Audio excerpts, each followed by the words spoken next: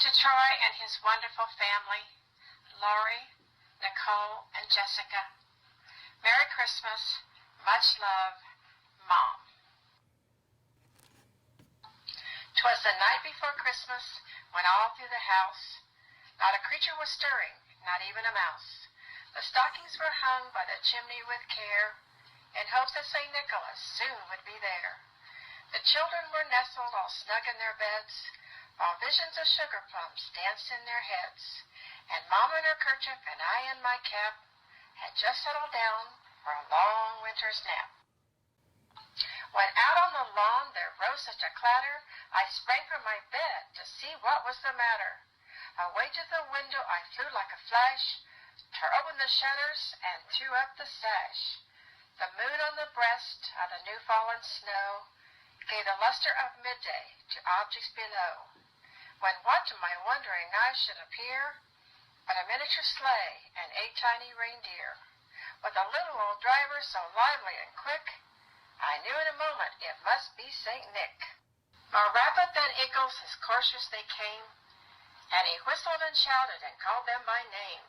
Now Dasher, now Dancer, now Prancer and Vixen, on Comet, on Cupid, on Donder and Blitzen, to the top of the porch, to the top of the wall, now dash away all. As dry leaves that before the wild hurricane fly, when they meet with an obstacle, mount to the sky. So up to the housetop the coursers they flew, with a sleigh full of toys and St. Nicholas too.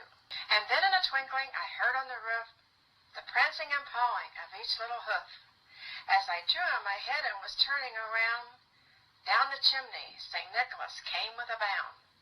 He was dressed all in fur from his head to his foot, and his clothes were all tarnished with ashes and soot. A bundle of toys he had flung on his back, and he looked like a peddler just opening his pack. His eyes, how they twinkled, his dimples how merry. His cheeks were like roses, his nose like a cherry. His droll little mouth was drawn up like a bow, and the beard on his chin was as white as the snow. The stump of a pipe he held tight in his teeth, and the smoke it encircled his head like a wreath. He had a broad face and a little round belly that shook when he laughed like a bowlful of jelly. He was chubby and plump, a right jolly old elf, and I laughed when I saw him in spite of myself. A wink of his eye and a twist of his head soon led me to know I had nothing to dread. He spoke not a word, but went straight to his work, and filled all the stockings, then turned with a jerk, and laying his finger aside of his nose, and giving a nod, up the chimney he rose. He sprang to his sleigh, to his team gave a whistle, and away they all flew like the down of a thistle.